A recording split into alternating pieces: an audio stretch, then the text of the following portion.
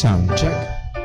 Isang mapagpalang umaga po sa bawat isa sa atin. Purihin po ang pangalan ng Panginoon. This is the last Sunday of April. Could you imagine? Parang kailan lang ay nagkaroon tayo ng pagdidiwang ng first Sunday ng taong 2025. But this is already the last Sunday of April. And we praise and thank God sa patuloy niyang kabutihan at biyaya. And again, salamat ho sa mga nag-pray. Naging safe ang aming pagpunta at pagbalik mula ho sa Bohol, sa Boholandia. Bohollywood. Ayun, Bohollywood ang tawag. Nevertheless, ay tayo nagpapasalamat sa Diyos sa patuloy niyang kahabagan. It's a joy. No? We're looking forward greatly sa pag-uwi. Hindi lamang sa pag-uwi sa aming tahanan, but to be with the church family. So purihin ang Diyos. And thank you for everyone that's here and also sa ating mga kasama online. At tayo ay dadako sa first part ng ating Sunday morning services, and this is our Sunday school. At nagpapatuloy tayo sa pag-aaral about the Ten Commandments, particularly about or concerning the fourth commandment. At bago tayo magpatuloy, ay tayo ho muna ay tumayong lahat at umawit tayo sa Panginoon.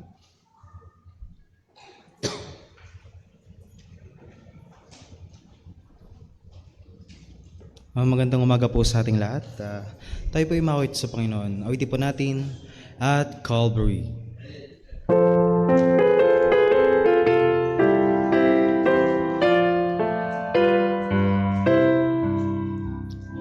Years I spent in vanity and pride, caring not my Lord was crucified, knowing that it was for me He died on Calvary. Mercy there was great and grace was free, pardon there was multiplied to me.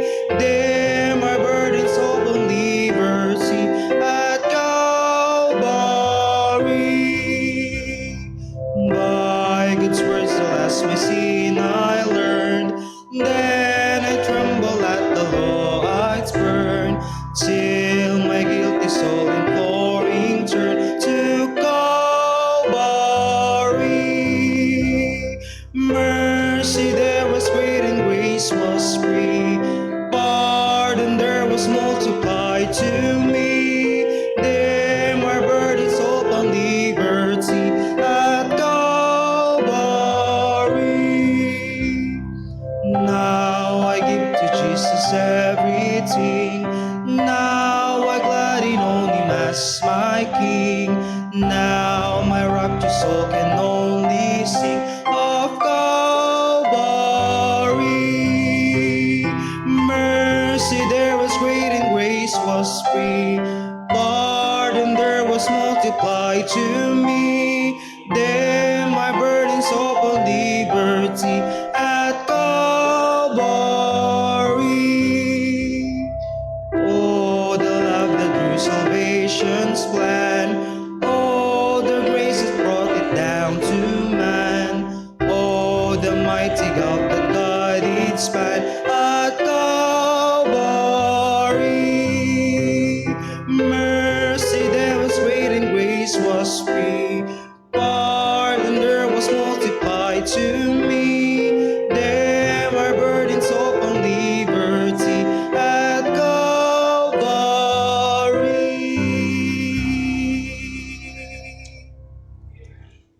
Magsipo na po lahat.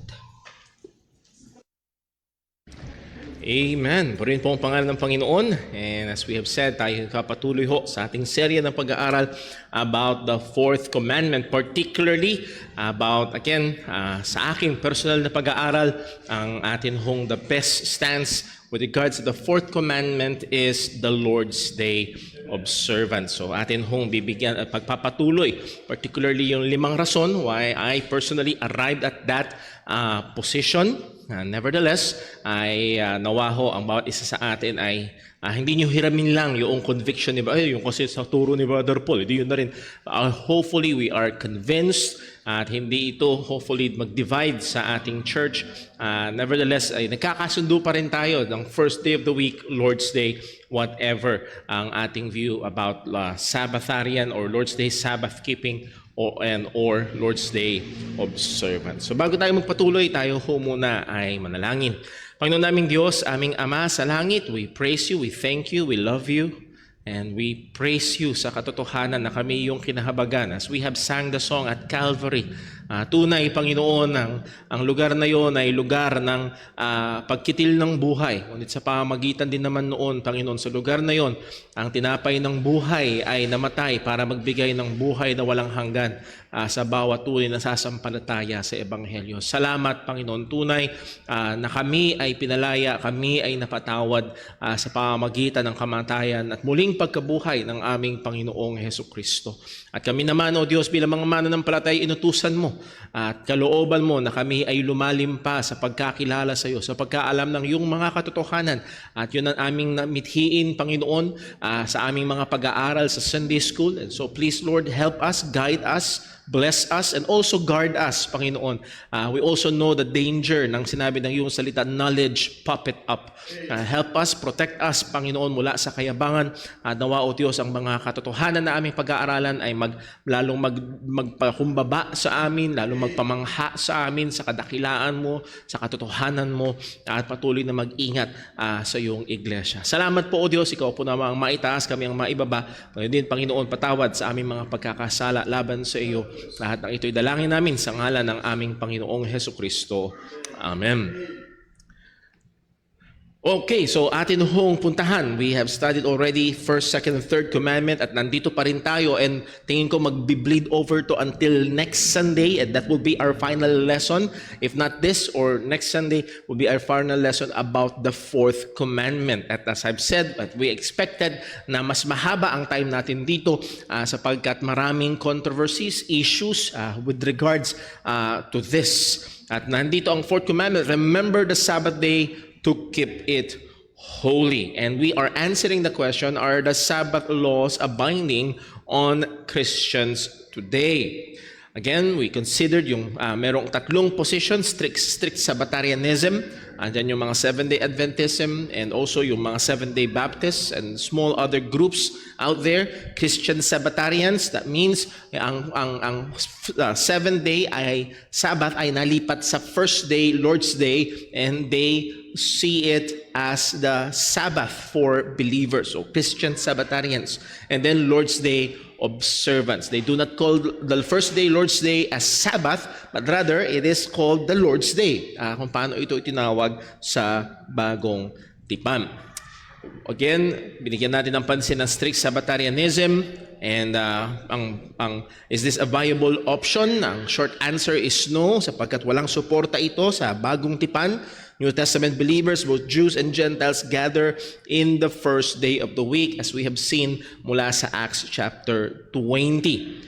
Point, the only viable option for Christians with regards to the relevance of the fourth commandment to believers are the first day or Christian Sabbath and the Lord's Day observance. Important, believers from these differing views do not consider this a gospel issue. Mamaya, babalikan natin yan. At ito yung malaking pinagkaibahan natin sa, for example, sa Seventh-day Adventism. Sa kanila, it's a gospel issue. It's a salvation issue. Keeping the fourth commandment, keeping the commandments, even some of the dietary laws is a gospel issue because they are work-based, obedient-based salvation. Yun yung karaan ng kanilang kaligtasan. So both sides have points to be considered. Tingnan natin yung side ng Lord's Day observance. Tingnan natin yung side ng Lord's Day Sabbatarian or First Day Sabbatarianism. Pero tayo, particularly ako, and I hope and I aim to convince everyone. Nevertheless, kung hindi man kayo makumbinse, hindi tayo magiging magkaaway at magkapatid pa rin tayo sa Panginoon. So these are the 5 reasons for Lord's Day observance. And I will concur with kaya nabasa natin sa gty.org that yes, the fourth commandment, the Sabbath laws are not binding anymore sa mga mananampalataya. Number 1 reason, Sabbath was never moved to the first day. Alala niyo ho ito? Last Sunday, pinag-aralan natin, Sabbath was never moved to the first day. Many who hold to Christian Sabbatarianism are quick to mention that the seventh-day observance of Sabbath was moved to the first day of the week. And if you remember, kinote natin yung isa sa mga theologians, kilalang theologians na si Denise Johnson, kung di nagkakamali ng tanda sa kanyang pangalan, na sinabi niya na it is both the weakness, the strength and the weakness ng Puritan doctrine of Christian Sabbatarianism. Na kung saan ang mga Kristiyano, makikita natin sa Bagong Tipan, they gather in the first day of the week. So, yun yung nakikita natin sa New Testament. And then, it is the strength because merong gathering, may nakaset aside na day for the gathering for the worship of God. Pero hindi naman yung weakness na itong first day of the week ay never tinawag na Sabbath. Itong first day of the week ay never na sinabi ng Sabbath ay nilipat sa first day of the week. This is the position of both the Westminster Confession and London Baptist Confession. So, makikita natin na marami tayo mga Christian forefathers na iyon ang kanilang position. Now, itong mahalaga, not only that there is no explicit injunction for observing the first day of the week as the Christian Sabbath, but Luke, the writer of the book of Acts, continued to identify the seventh day as the Sabbath. Okay? Sa akin, malaking bigat yun. Luke, as a Jewish believer, continued to identify the seventh day of the week as the Sabbath. Tignan natin yung mga verses. If you remember, 9 times sa book of Acts, kung hindi ka kamantanda, binanggit ang word na Sabbath. One time, ito is to describe distance, a Sabbath day's journey, which is about 1.2 kilometers. And then 8 times to describe a day. Kailan nagpunta si Pablo sa synagogue? In the Sabbath. Okay? Paulit-ulit sinasabi in the Sabbath. It is never na sinabi ang mga Kristiyano ay nagtipon ng Sabbath. Never na sinabi ni Luke na ang mga Kristiyano ay nag-observe ng Sabbath. Ang sinabi lang ay si Pablo at ang mga Christian witness ay nagpupunta sa synagogue on the Sabbath, and that is the seventh day. Sapagkat pagdating sa Acts chapter 20, tinawag ni Luke, hindi niya sinabing Sabbath na kung saan nag-gather ang mga Kristiyano to break bread. It's the first day of the week. So, there is truth in that. Sa Christian Sabbatarian argument, the moral point of the fourth commandment is not the seventh day, but 1 day in a week. So muli, may katotohanan dito. Nevertheless, there is truth in that, but the fourth commandment clearly tied it to the seventh day. Ang Diyos ang nagtali ng Sabbath keeping sa ikapitong araw. But the seventh day is the Sabbath of the Lord thy God. So that's not just 1 in 7, it is 1 in 7. Okay? Pero hindi lang siya 1 in 7. Handun yung katotohanan na it is the seventh day. At patuloy na in-identify ni Luke ito na seventh day and not the first day. Point, the New Testament continues to identify the seventh day as the Sabbath, and there is no evidence that it was moved. Patuloy na tinatawag ni Luke, the seventh day is the Sabbath, the Sabbath, the Sabbath, during Sabbath, the Sabbath. And then, pagdating sa mga Christian gathering, first day of the week. So that is different. Magkaiba ito. Number 2, the loud silence in the apostles' teaching to the church about Sabbath. Mayroong matindi at malakas na katahimikan ng pagtuturo about Sabbath. Consider natin last Sunday na ang Old Testament ay maliwanag at malakas ang mga pagtuturo patungkol sa pag-o-observe ng Sabbath. Exodus 31 verse 16, wherefore the children of Israel shall keep the Sabbath, to observe the Sabbath throughout their generations for a perpetual covenant. And the point that we're making is this: the Old Testament is replete. Ibig sabihin, ito ay puno ng mga paalala, babala, at maging mga saway kapag hindi kinikip yung Sabbath with regards to the keeping ng Sabbath. Now, anong punto? After the resurrection of Christ, there are no commands, reminders, or teachings, no rebukes with regards to Sabbath keeping for the life and duty of the church. So muli, namamatay. Nawala? O sa akin lang nawala? Ayun.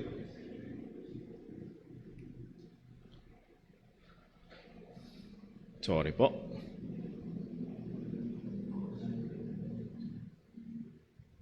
Ayun. So the Old Testament is replete nga puno ng mga reminders, warnings, and rebukes about Sabbath keeping. Pero after the resurrection of Christ, walang utos. Walang utos, walang paalala, walang pagsasabi sa mga Kristiyano, huwag niyong kakalimutan ng Sabbath.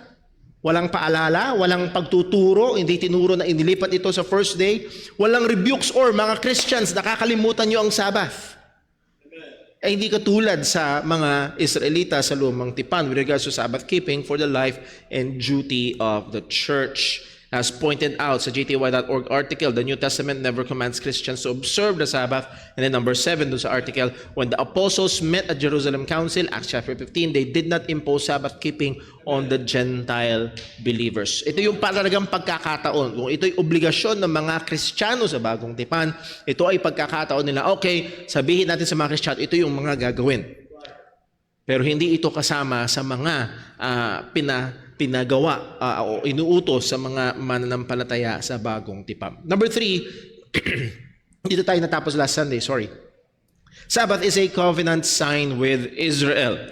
Again, I admit, at least one of the best arguments of Christian Sabbatarianism is that the Sabbath keeping is part of the moral law, the Ten Commandments. As we have studied, kung naalala niyo, the moral law is timeless. Okay? Walang panahon na pwedeng sumamba sa ibang Diyos-Diyosan. Walang time na pwedeng mag-commit ng adultery. Walang time na okay lang mag-murder. Even before the giving ng commandment sa Mount Sinai, sa Exodus 20, murder is wrong. Nung pinatay ni Cain si Abel, it's wrong. Even after that, it's wrong. Now, ang kapansin-pansin, pagdating sa Sabbath, as we have pointed out, ay walang nirebuke before the giving of the Sabbath law and after the resurrection. At walang inutusan at nirebuke about the keeping of the Sabbath outside of Israel. Okay? Why? Because yes, the fourth commandment or the Sabbath law is part of the moral law, but it is also a covenant sign with Israel. So hindi lamang ito moral command, but it is also a covenant sign. Sa Mosaic, as a sign of the Mosaic covenant, Exodus 31 verse 16, wherefore the children of Israel shall keep the Sabbath to observe the Sabbath throughout their generations for a perpetual covenant. Tuloy-tuloy ito para sa mga Hudyo. Ezekiel 20 verse 12, moreover also I gave them my Sabbaths. Binigay ng Diyos ang kanyang Sabbaths. Take note, plural. To be a sign. It is a sign between me and them. Tanda ito sa akin at sa kanila. Again, kung ito ay tanda sa itong wedding ring ho na ito ay tanda. Ang kamukha lang nito ay yung kay Sister Jonah.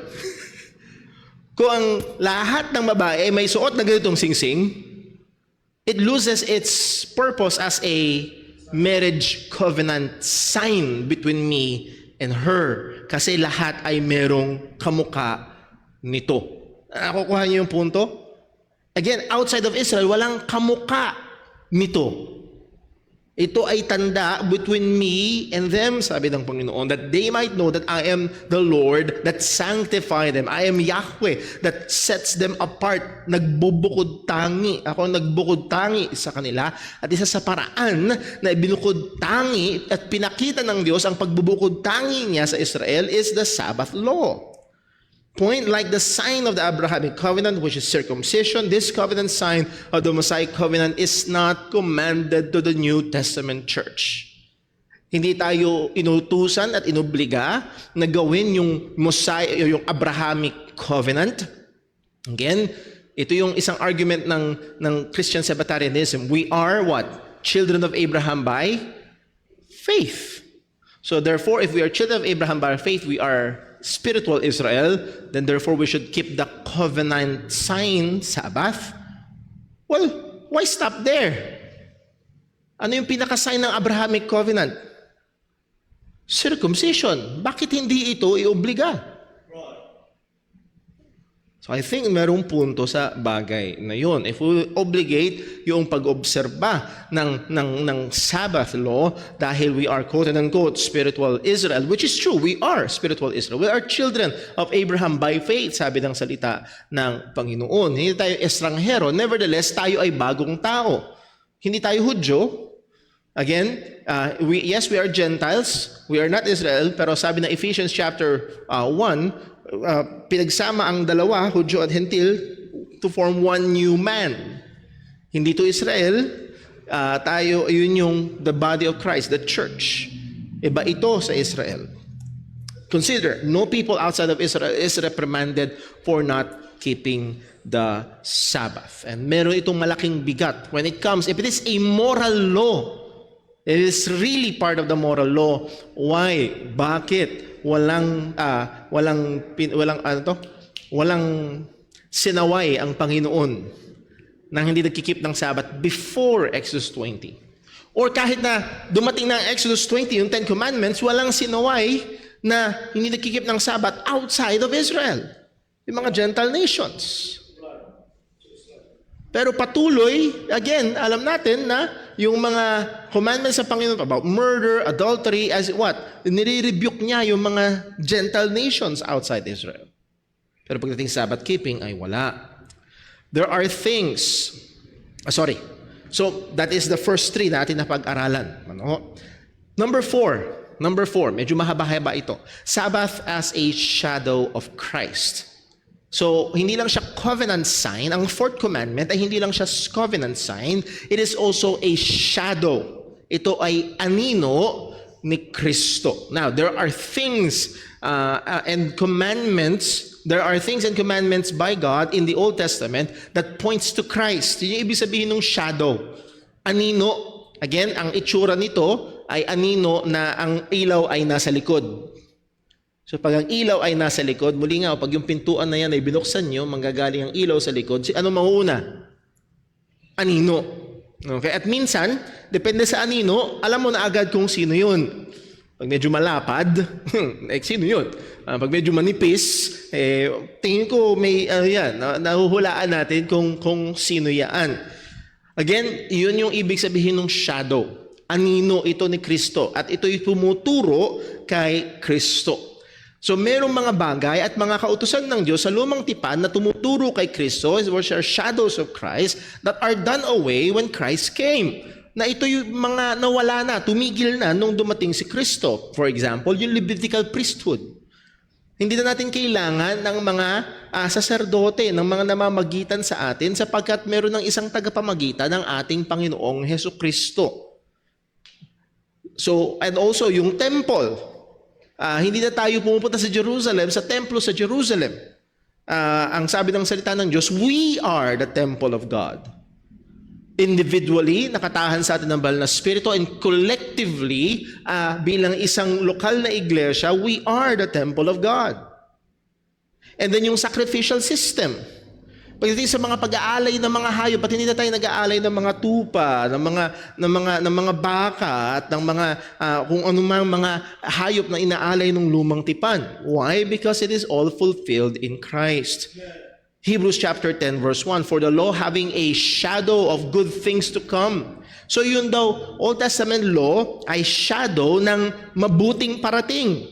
And not the very image of the things. Hindi ito yung pinaka-image. Ito yung anino lamang.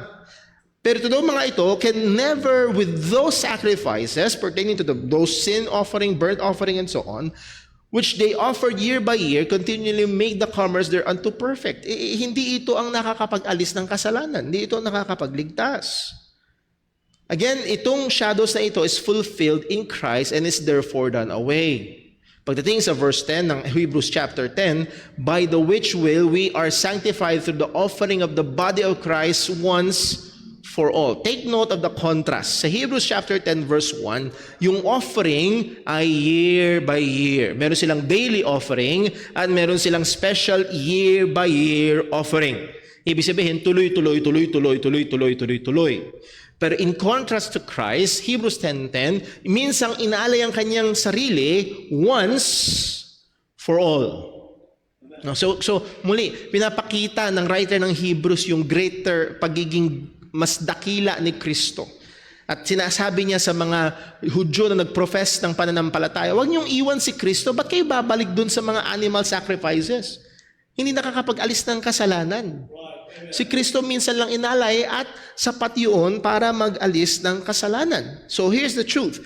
One of the Old Testament shadows of Christ is not just the Old Testament offerings and temple and priesthood. Isa sa mga shadows na tumuturo kay Kristo is the Sabbath. Remember, anong main point ng Sabbath? Rest.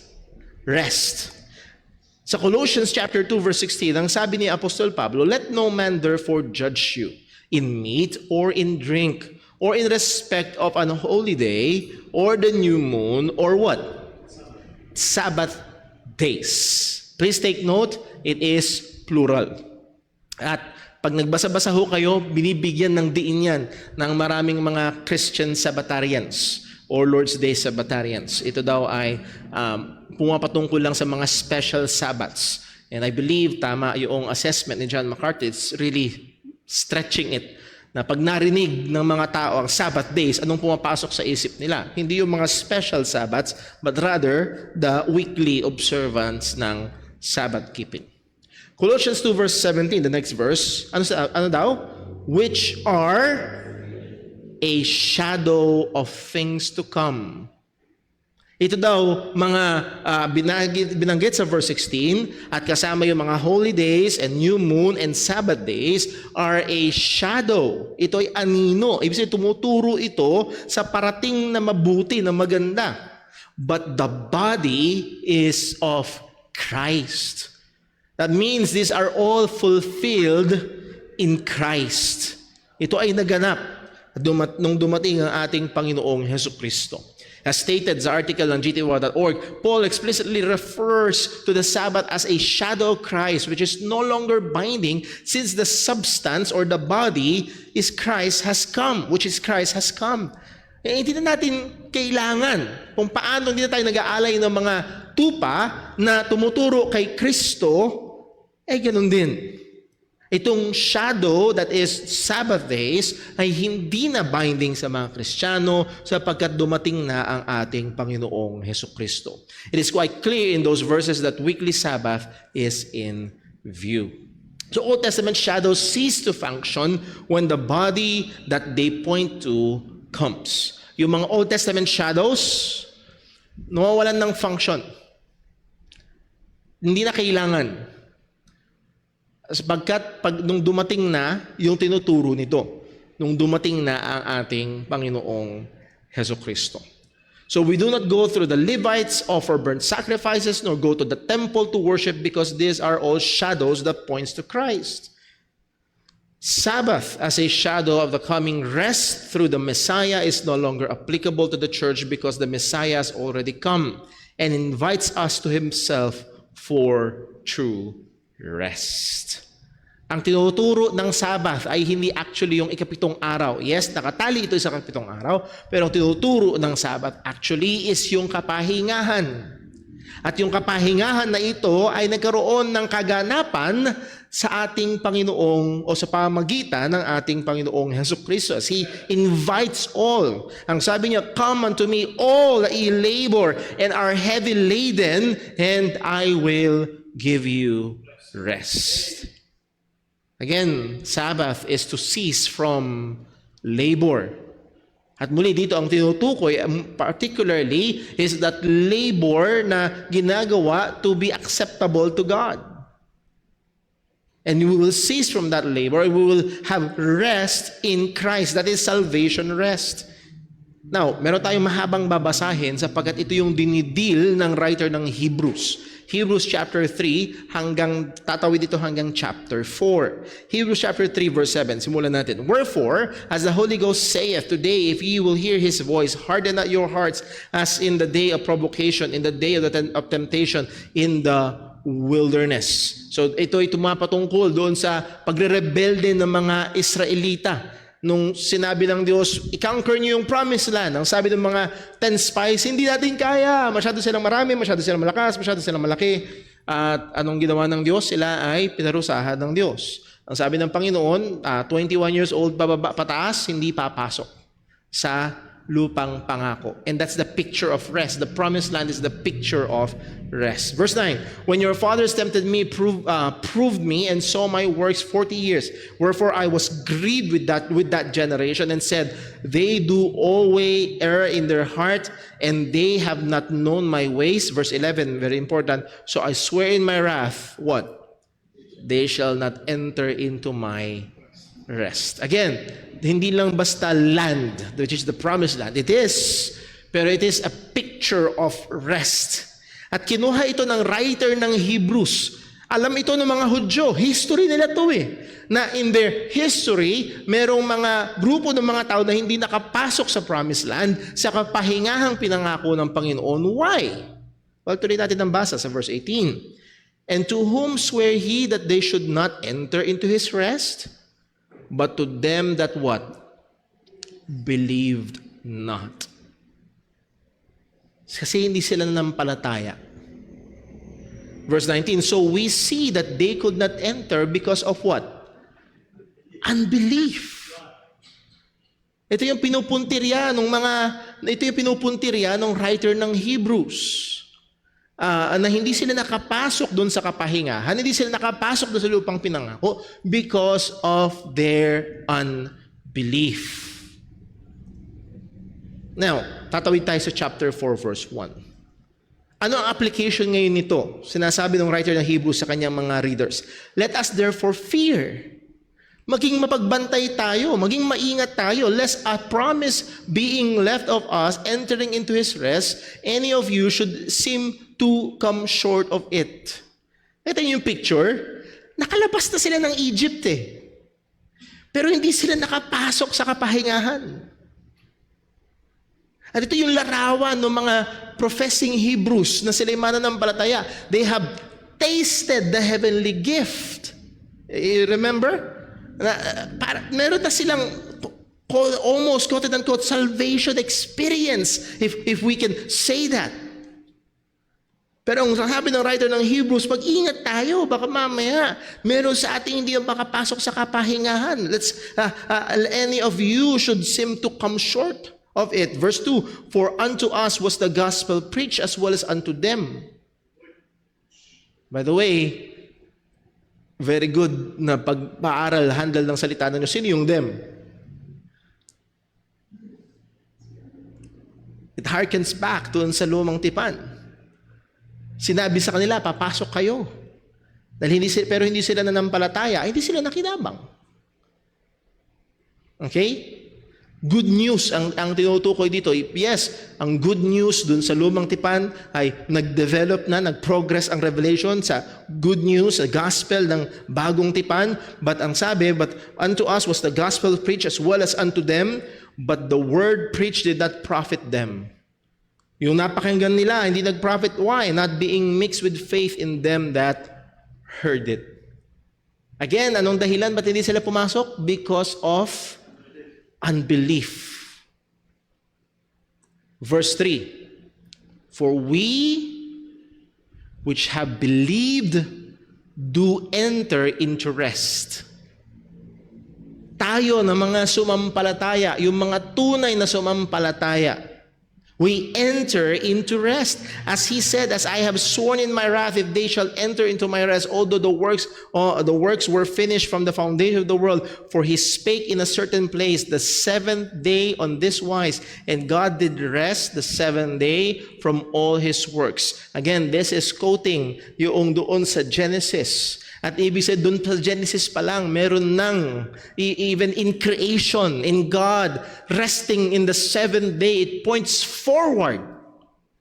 Doon sa salvation rest.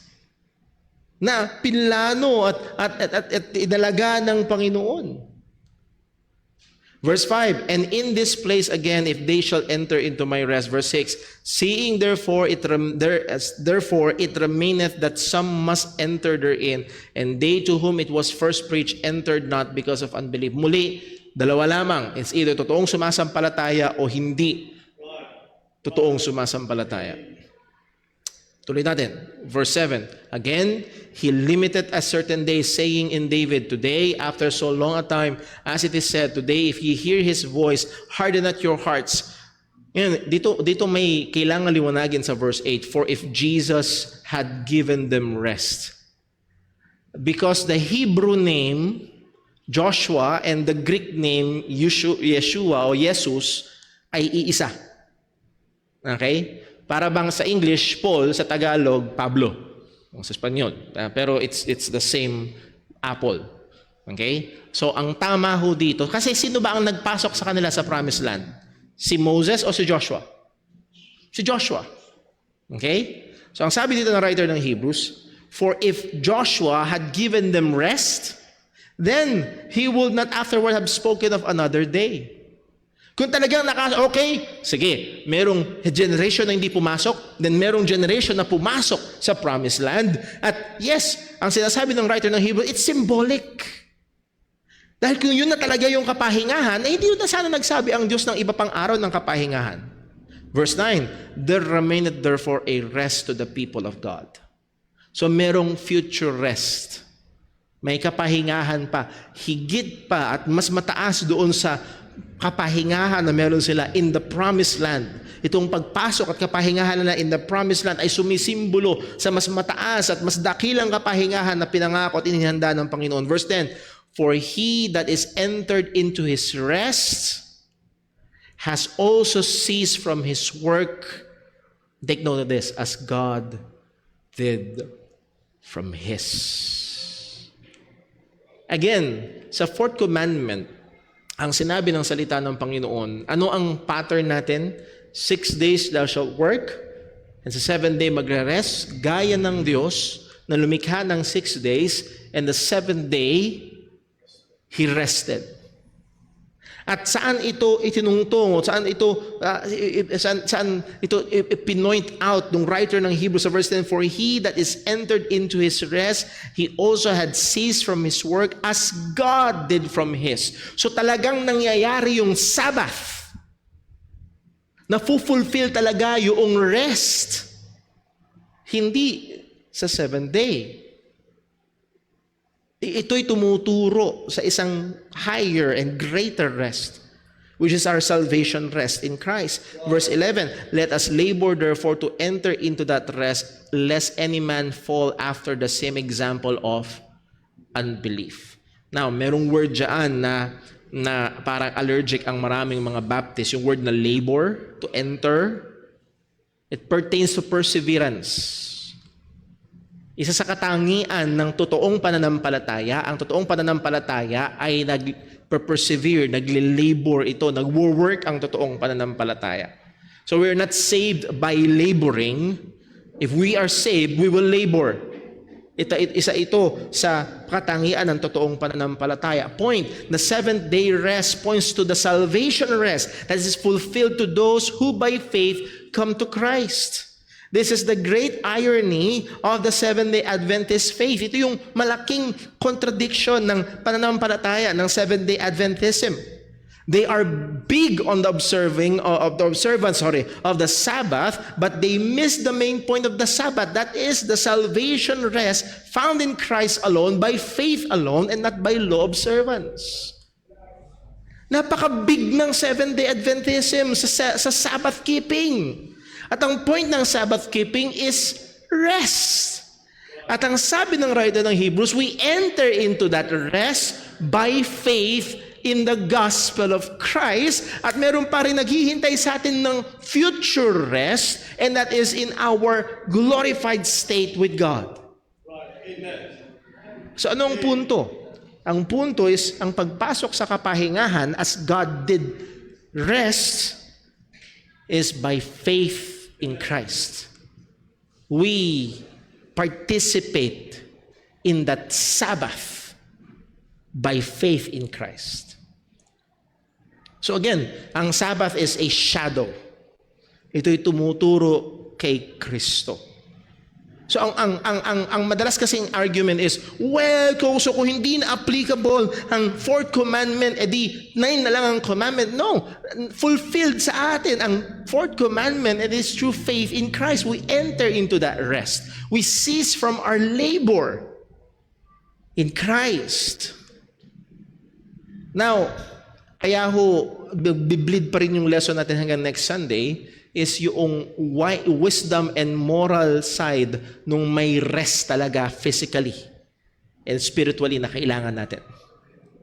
Pero hindi, doon ako magkakaroon ng dagdag pa na hindi na binding sa atin yung Sabbath law keeping because it is fulfilled in Christ, but yung wisdom and yung moral side na meron tayong pahinga ay isang mapakagandang bagay para sa mga mananampalataya.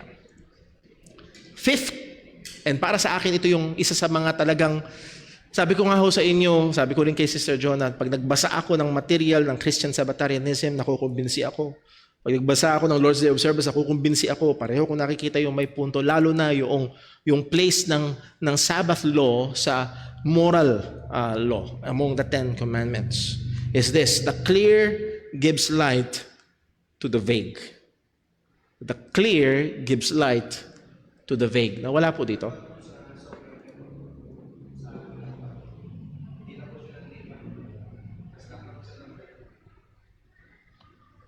Ayun.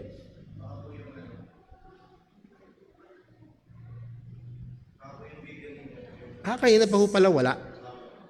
Sorry. Subukan natin ulit.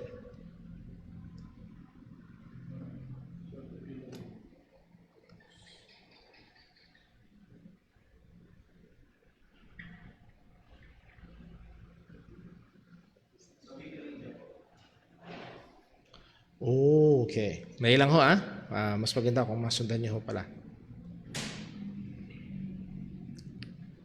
Sorry po.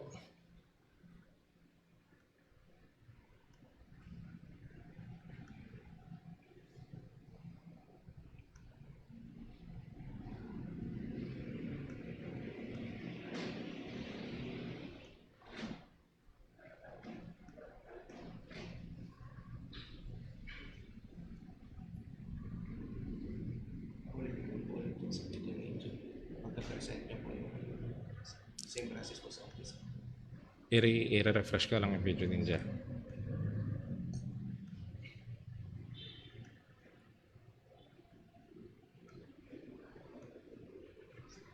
Okay. That should do. Po, supposed to be. Dahil na-refresh ko lang siya.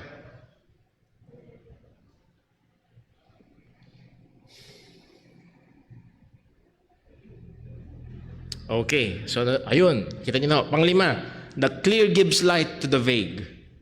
Or the clear gives light to the unclear. Isa ito sa napakahalaga na rule pagdating sa pag-aaral ng salita ng Panginoon. We may have gone through all the 4 given reasons, but still be pressed hard by the truth that Sabbath keeping is part of the moral law. Para sa akin, isa sa pinaka, kumbaga kung may string man na medyo humahatak, di part to ng 10 commandments eh. So 9 commandment na lang ba? So that is not the case.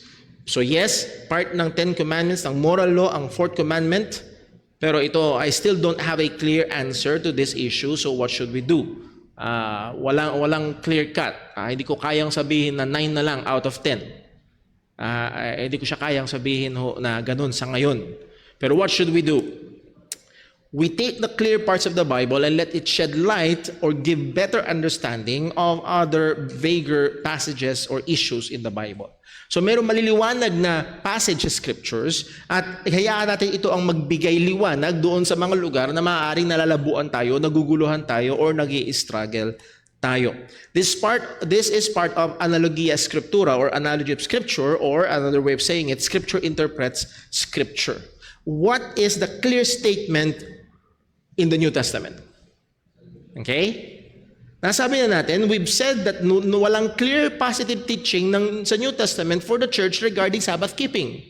Yes? Kahit yung mga theologians ng Christian Sabbatarianism, ay aminado yun. It is also the weakness ng Christian Sabbatarianism. Walang clear statement ng Sabbath law keeping or transfer ng Sabbath to the first day para sa mga Kristiyano. Wala.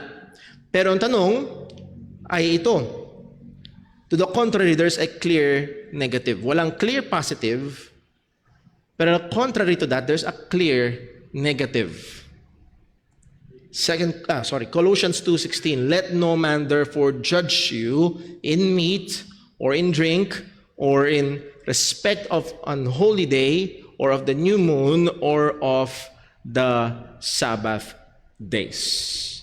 Now, unawain natin anong sinasabi dito ni Apostol Pablo. Ang context ito ay may mga false teachers have crept in the church of Colossae and it's spreading false doctrine that leads to wrong practices. These false teachers are burdening God's people with legalistic rules. Do this, keep that, para ikaw ay maging katanggap-tanggap sa Panginoon. It's either para ikaw ay maligtas o manatili kang ligtas. Kailangan mong, yes, by grace through faith in Christ, pero para manatili kang ligtas, gawin mo rin ito. May kahalintulad ito doon sa mga Judaizers na except ye be circumcised, ye cannot be saved. Yun yung inaan nila. So dito, yung mga false teachers na pumapasok sa Colossae are giving legalistic rules sa mga Kristiyano. Dapat gawin nyo to, para kayo ay manatili sa Panginoon, manatiling katanggap-tanggap sa Panginoon. So keeping these rules and standards, they will be acceptable to God. Simulan natin, mag-backtrack tayo sa Colossians. He reminds them of how they were saved. Sa Colossians 2:13, and you being dead in your sins and uncircumcision of your flesh hath he quickened together with him, having forgiven all your trespasses. Napatawad lahat ang inyong mga kasalanan. Paano nangyari yun? Verse 14, blotting out the handwriting of ordinances that was against us, which was contrary to us, and took it out of the way, nailing it to his cross. That means, ito'y binayaran ni Kristo. Okay? Verse 15, and having spoiled principalities and powers, he made a show of them openly, triumphing over them in it. So ang larawan nito is the triumphal entry na parang isang army general na nanalo sa gera. Papasok siya ngayon sa syudad nila na pinapalakpakan siya ng mga tao. At dala-dala niya yung mga gaping kalaban, yung general nung kalaban o hari nung kabilang kalaban, at ipaparada nila. At yun yung larawan dito. And having spoiled principalities and powers, he made a show of them openly, triumphing over them. So, doon tayo magpapasok sa verse 16. How does this apply to the legalistic teaching of the false teachers? Verse 16, let no man therefore judge you. Because of the cross. Ako niyo ho? Because your sins are forgiven in Christ, in the cross, and He was victorious. Yung pagliligtas niya ay ganap, tiyak, at panalo. Ano ngayon ang implikasyon? Let no man therefore judge you in meat, or in drink, or in respect of an holy day, or in the new moon, or of the Sabbath days, which are a shadow of things to come, but the body is of Christ. Yun ang sinasabi ni Pablo. Sa mga Kristiyano sa Colossae, hindi na kayo dapat magpailalim pa. Huwag kayong maniwala dyan sa mga teachers na yan na gusto niya kayong paipailalim dito sa mga legalistic rules for you to be saved or to keep your salvation or to maintain your acceptability to God. No, it is just Christ. Amen. Christ has won it. Christ has paid it. Itong mga ito, yes, they are, pwede sila magpakita ng proof text o nasa Bible. Well, they are shadow of things to come, but the body is of Christ. Again, just a note, sa Romans 14, verse 1 to 5, clearly shows that believers have liberty in these matters.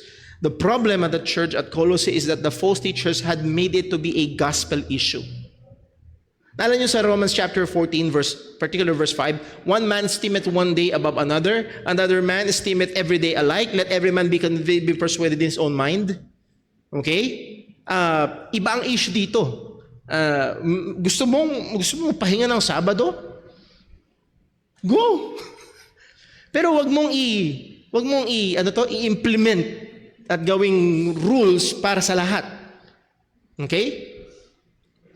Now, iba pagdating sa Colossae. It has become a gospel issue. Yung pagkikip ng mga holidays and yung dietary laws and even yung Sabbaths, dito yung magpapaging dapat sa iyo sa harapan ng Panginoon. Ang sabi ng writer ni Paul, let no man therefore judge you. Sa commentary ni John Gill, since they were complete in Christ, had everything in Him, the apostle's conclusion is that they should be judged by no man. They should not regard or submit to any man's judgment as to the observance of the ceremonial law. In meat or drink, sabi sa Colossians 2:16, may be pertaining to Old Testament dietary laws in respects of an holy day, new moon, or the Sabbath days. Again, pag ito yung enumeration ng different special days na ito yung ginamit 6 times sa Lumang Tipan. Pag binasa natin ang Lumang Tipan, we will observe itong tatlong package ng tatlong ano bang tawag dito? Tatlong mga salita na ito. Holiday, new moon, and Sabbath days. 6 times, inulit-ulit ito na magkakasama. Hindi natin titignan lahat lang yon, pero titignan natin ang ilang example. Example, so Hosea 2:11, I will also cause all her mirth to cease, her feast days, her new moons, and what? Her Sabbaths, and all her solemn feasts. So nandun yung tatlo pa rin. Ezekiel 45:17, and it shall be the prince's part to give burnt offerings and meat offerings and drink offerings in feasts, in new moons, and the Sabbaths.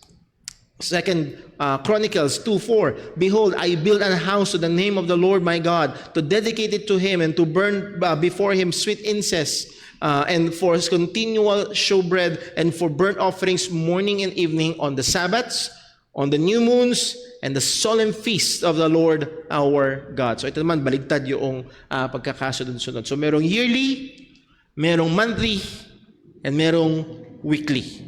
So lagi itong package. Sabi ni Jim Renihan, nakinggan ko yung ito yung exposition niya about the 1689 London Baptist Confession.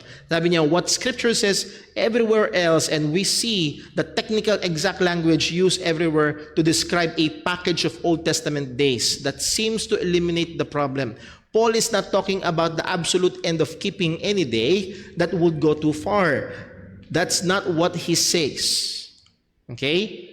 Hindi sinasabi ni Pablo na wala ng araw na bibigyan ng kahalagahan. Okay?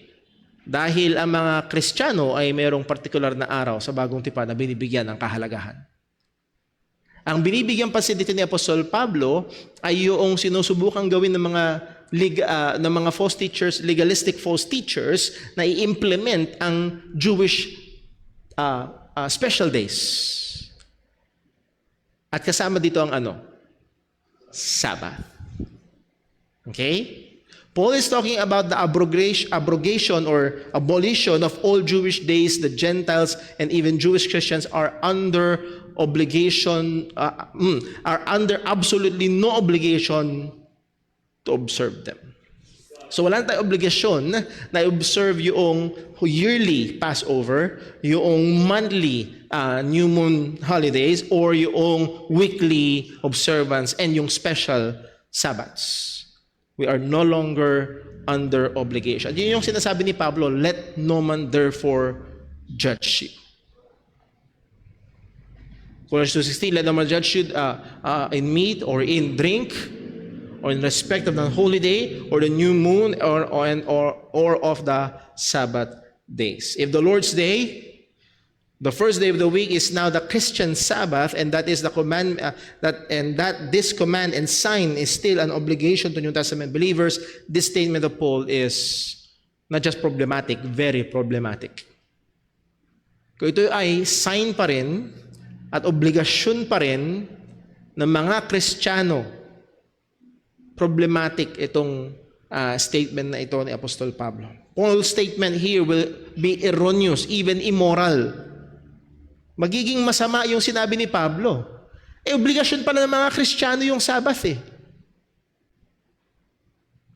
If believers are so obligated to keep the Sabbath, whether it be held on the 7th day or the first day, let no man therefore judge you.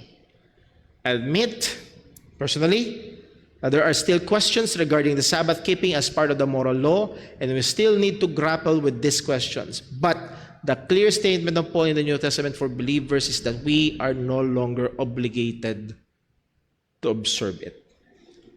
Hindi pa rin nasasagot sa akin, personal. I admit, hindi pa rin nasasagot hindi pa rin nachechekan lahat ng boxes. Meron pa rin ilang mga lugar na maaaring may question, paano to? At there are some things na hindi madali. Pero I am convinced na ang clear statement ni Apostol Pablo sa Bagong Tipan para sa mga mananampalataya ay we are no longer obligated to observe it. The holidays, the new moons, and Sabbath days. So here are the 5 reasons for the Lord's Day observance. 1, Sabbath was never moved to the first day. 2, the loud silence in the apostles' teaching to the church about the Sabbath. Silent ang mga apostol. Number 3, Sabbath is a covenant sign with Israel. Hindi ito covenant sign with the church. Number 4, Sabbath as a shadow of Christ. It is fulfilled in Christ. Our rest is in Christ. Particularly, we enter into that rest not at 6 p.m. Friday, but we enter into that rest by faith in Christ. Number 5, the clear gives light to the vague. At ang clear statement ni Apostol Pablo ay we are no longer under obligation in keeping it. Now again, if you want to have a special, as Romans 14 verse 1 said, gusto mo magtangi ng isang araw as a special, gusto mo gawing Sabado yaan, you have the freedom to do so, pero hindi ito pwedeng i-implement at ilagay bilang rules sa mga mananampalataya. So here, as of now, is how I stand pagdating dito sa issue ng Christian Sabbatarianism or Lord's Day observance. Nahandun ako sa Lord's Day observance na stance. Pero, next Sunday, titignan natin, muli, hindi lahat ng observance ng days ay inabrogate. Yung mga Jewish. Kasi meron tayong makikita sa New Testament na inobserbahan ng mga Kristiyano. At yun yung gagawin natin. And what's that? The Lord's Day. The first day of the week. Meron ho bang may tanong? Or Patrick? Clarification lang naman po ito para lang po maging mas malinaw. Doon po sa mga yun nga sa mga nag-observe ng Lord's Day, ibig sabihin po nito ay hindi na nag-observe ng physical rest, tama po? Ng Physical rest, wala na po. For those na nag-observe ng Lord's Day observance, tama po ba? So, i-process ko.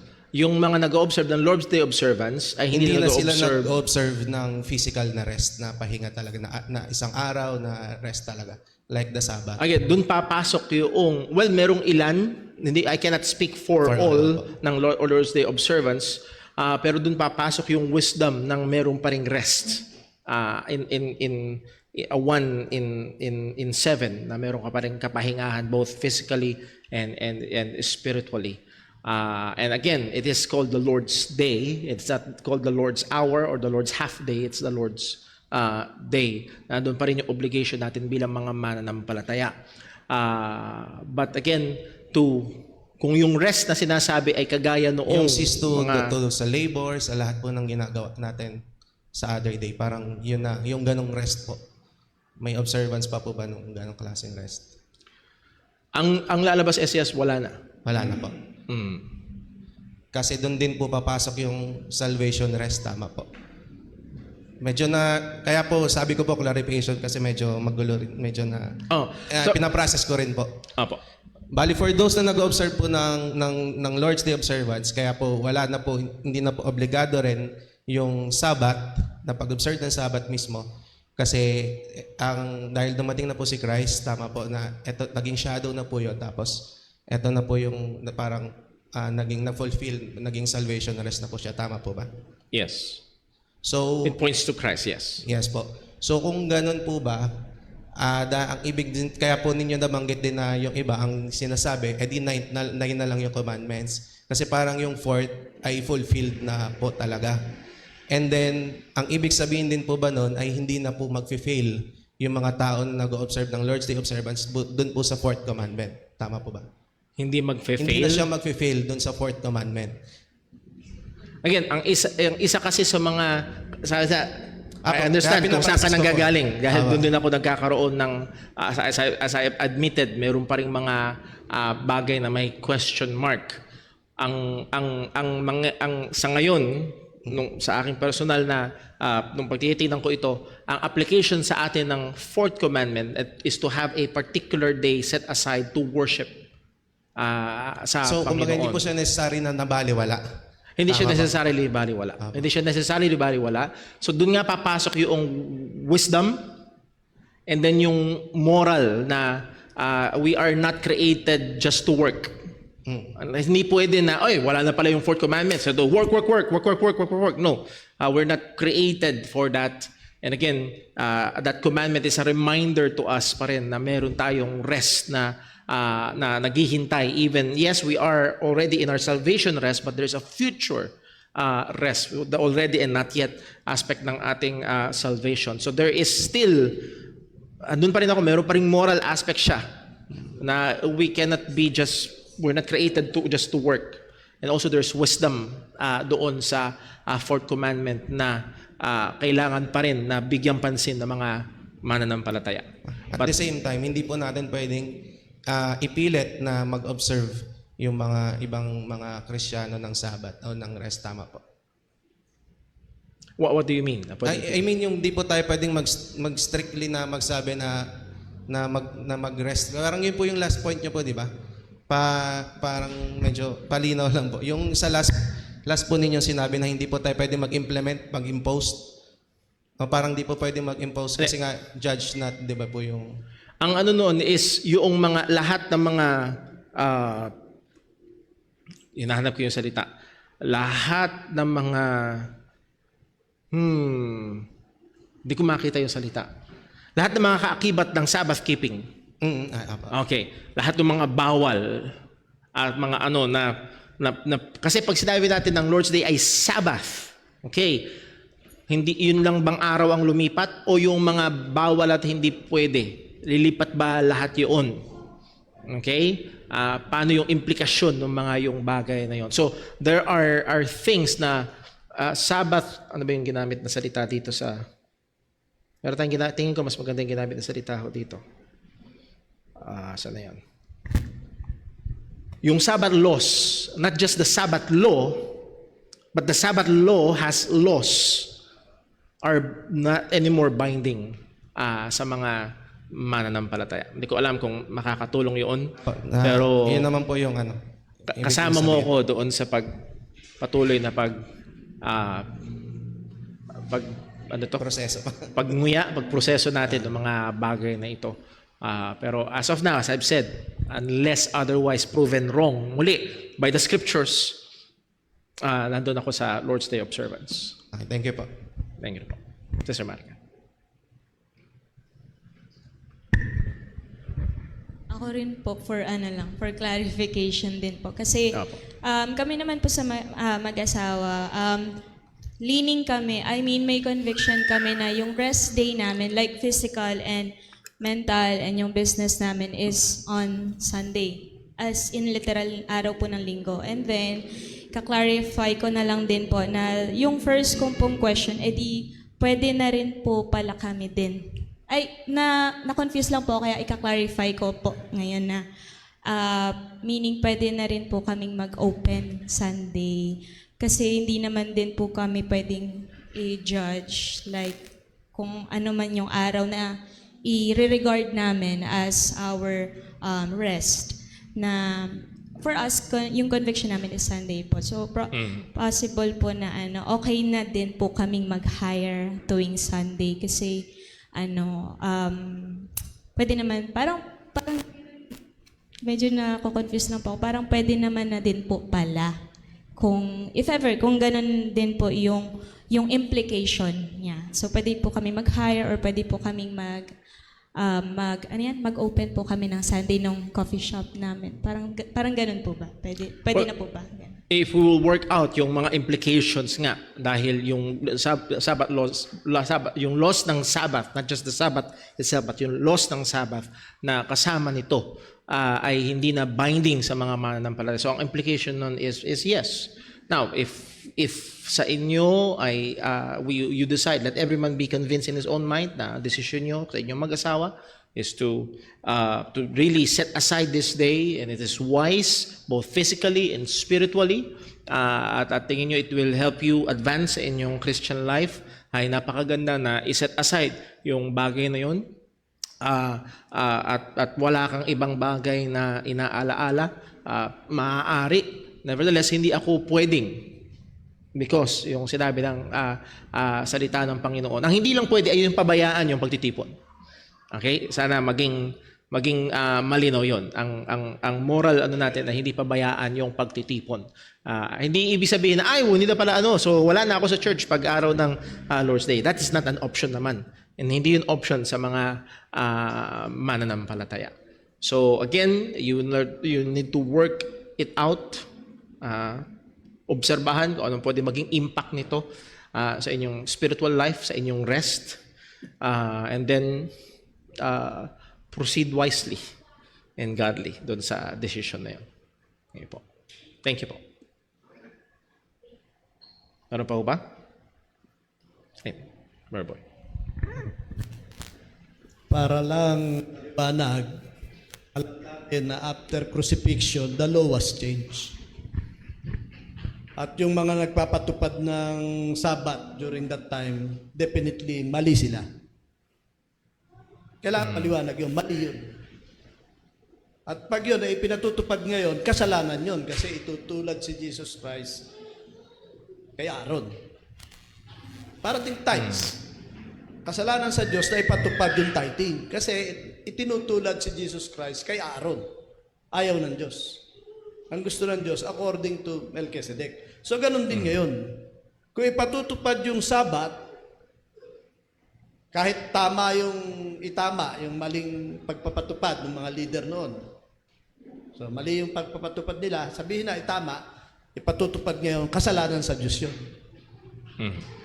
Kasi matutulad si Jesus Christ kay Aaron, ayaw ng Diyos. Okay. Ang maliwanag ngayon, nagtitipon ng first day. Hindi man sabihing Sabat, pero iyon ay maliwanag na kalooban ng Diyos. Na pag hindi natin sinuportahan, hindi natin ginanap, ay kasalanan sa Diyos. So,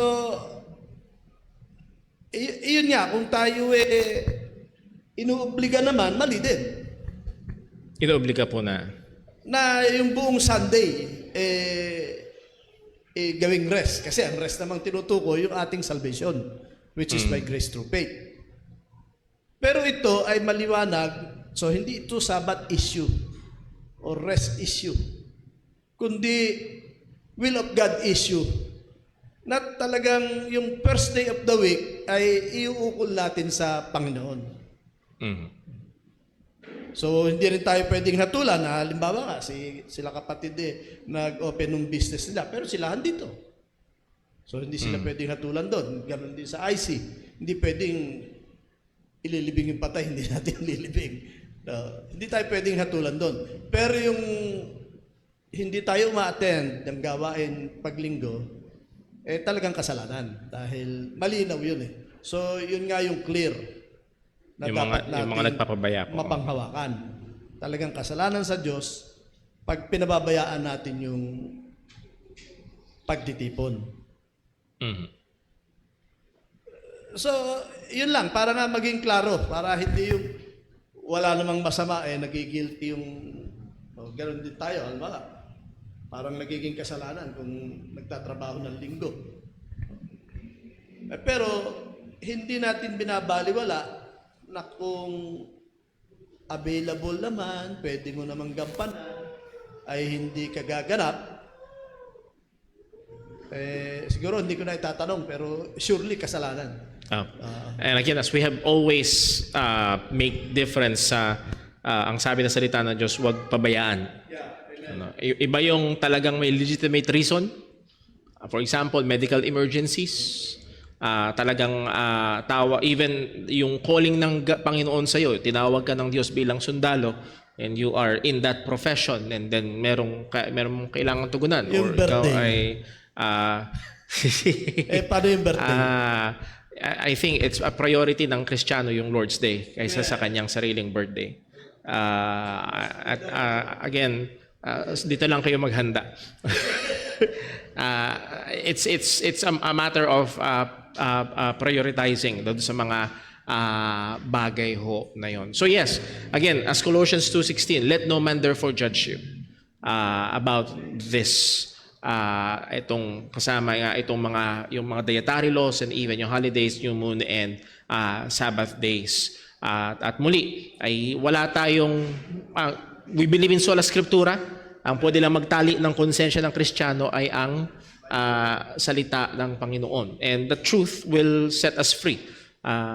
Ngayon, hopefully hindi naman ito mag-abuso doon sa freedom.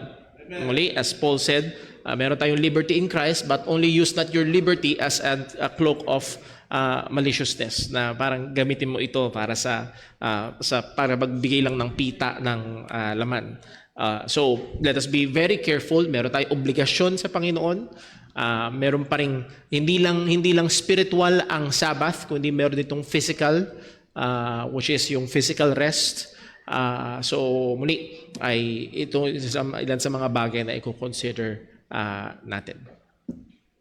Ano pa ho ba? And si Brother Justin. Good morning po, Brother Paul. Morning po.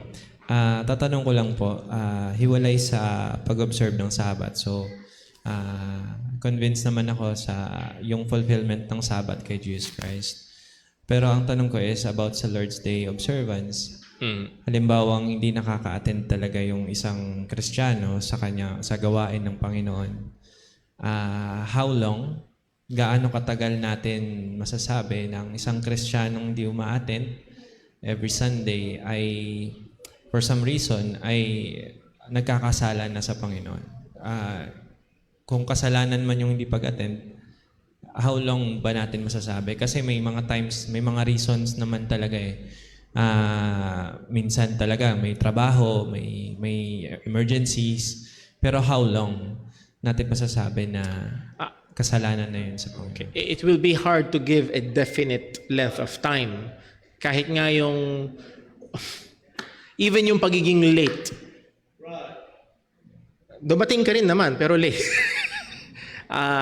There could be sin already there that needs repentance. So that's why it's a case-to-case basis na kailangan kausapin, kailangan i-discern. Baka mamaya ay merong ang kasalanan na kailangan pagsisihan, baka merong Diyos-Diyosan na kailangan wasakin. Kaya merong ibang napaprioritize kaysa sa pagsamba sa Panginoon. Again, it's prioritizing other things doon sa day na nilaan para sa pagsamba sa Panginoon. So muli, we believe na meron talaga mga providential hindrances. For example, talagang nagkasakit na ICU, isang buwan. Hindi natin sila maaasahan na nandito, and we cannot judge them na, well, isang buwan ka nang nawala sa church, and then therefore. So it will be very much case-to-case basis. As I've said, even being late, alam naman natin na kaya natin dumating in time, wala tayong ginagawa, and we are maintaining that it could be in that in itself ay sin. Baguhin pa natin, nandito ka on time, whole day Sunday, pero yung isip mo ay nasa ibang lugar. Even in that ay meron ng kailangang i-call out na kailangan pagsisihan. So, walang particular. So, it will, dun mahalaga yung kailangang ma-oversight ang mga Kristiyano. Napapansin na doon yung pagkakamusta. Again, let us consider one another. As Hebrews 10 said, magbigay attention tayo sa isa-isa. Let us consider one another. Bigyan natin attention ng isa-isa, paalalahanan ng isa-isa as we see the day approaching, not forsaking the assembling of ourselves together. So, hindi lang trabaho ito ng pastor. Meron kayo napapansin ng mga kapatiran na talagang napapabayaan na it may fall on us to tap that brother or to call just to kamustahin lang sila, matanungin, kausapin, maaaring maging instrumento tayo kung paano sila kung kailangan ay tawagin sa pagsisisi or mas maunawaan natin yung sitwasyon nila at maipag-pray sila ng mas maayos kung bakit nangyayari yun. Thank you very much. A very good practical question. Meron po, Barbara. Last na lang po. Bali, natanong na rin naman to dati po. Pero based nga po dun sa mga naging pag-aaral po natin. So, malinaw naman po na yung pagdalo sa gawain ay talagang mahalaga, kailangan po talaga natin bilang Kristiyano. Nangangahulugan po ba ito na maka-attend lang po tayo sa isang gawain? For example po, morning service lang, ay okay na po. Okay na po tayo for the day, okay na po tayo kahit po ipagpaliban na po natin yung ibang gawain. O nangangahulugan po ba ito na ang bawat gawain po ng simbahan ay kailangan po tayong dumalo? Let me answer it in two ways. One, doon sa klarong sinabi ng Panginoon, and not forsaking the assembling of ourselves together.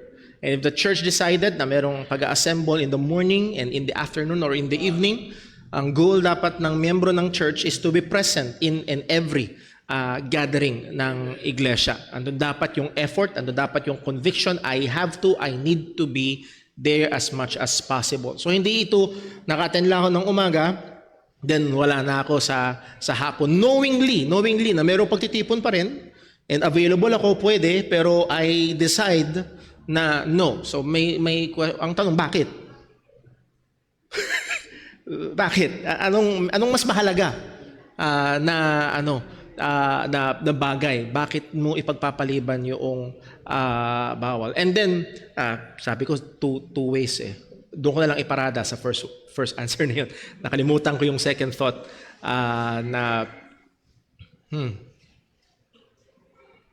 Hindi ko maalala yung second thought. So, doon na lang muna. Salamat. Pasensya na po.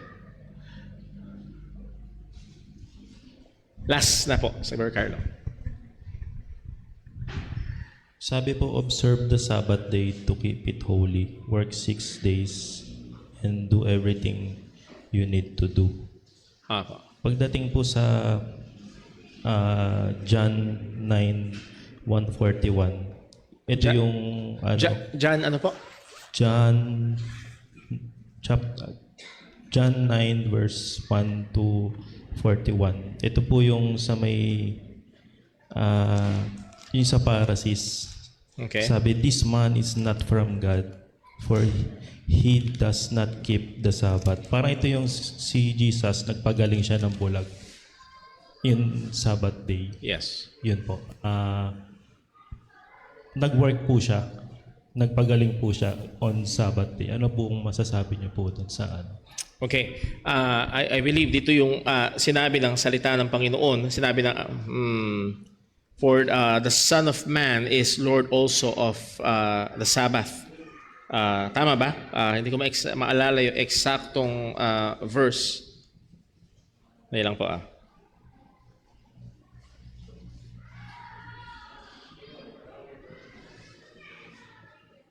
Ngayon lang. Subukan kong. Sa Mark, hindi pala, no? Sa John 9 po ba yung sinasabi nyo? Okay. And also, sa Mark chapter 2, naging issue yun. Na kung saan sa Mark chapter 2, sinabi ng ating Panginoong Kristo, the Son of Man is Lord of the Sabbath. That means, hindi siya nasa ilalim ng Sabbath, siya ang nasa ibabaw ng Sabbath. He is sovereign over Sabbath. And that means, siya ang Panginoon na nagbigay ng Sabbath. And therefore, kung mayroong magdidikta kung ano ang pwede at hindi dapat gawin sa Sabbath, ay siya yun. At bilang Panginoon ng Sabbath, hindi siya gagawa ng bagay na bawal sa Sabbath. At ang pinapakita noon is, as some theologians have said, yung mga works of mercy, pagtulong, works of necessity, talagang kailangan gawin. So yun nga, kung pulis ka or ikaw ay firefighter, and works of piety. Nag-work ako sa trabaho ko bilang pastor. Preaching is work. And it's very laborious work. Nevertheless, ay ginagawa pa rin yung mga bagay na yon. So ang ating Panginoong Yesus ay nagpagaling sa time ng Sabat. Ang sabi niya pa nga, sino sa inyo ang merong tupa na nahulog sa bangin ng araw ng Sabat at hindi mo iaahon? And that proves the point na yung works of mercy and works of necessity are allowable when it comes to the Sabbath day. So hindi siya lumabag sa Sabbath. Ang nilabag niya ay yung mga extra rules na inilagay ng mga religious leaders. And ang ginawa ni Kristo, pinakita niya talaga ano ba ang pwede at hindi pwede. At ang works of mercy ay pwede at dapat gawin sa Sabbath nung time na yun. I hope na answer. So, let's end it there. At tayo ay dadako sa atin home break time. Let's pray. Panginoon naming Diyos, aming Ama sa langit, salamat po sa iyong kabutihan, salamat po sa iyong katapatan, salamat po sa iyong salita. And so please, Lord, help us to be wise, help us to be godly, and also help us to be loving. Maging sa mga kapatiran namin na maaaring may ibang persuasion pagdating sa paksa na ito. And also, Lord, at nawa ikaw po mag-ingat sa iyong iglesia at pagpalain po maging time ng fellowship, maging mga pagsasaluhan. Ikaw po nawa ang maluwalhati. Dalangin namin sa pangalan ng aming Panginoong Hesukristo. Amen. God bless po at magkaroon po tayo ng 10-minute break.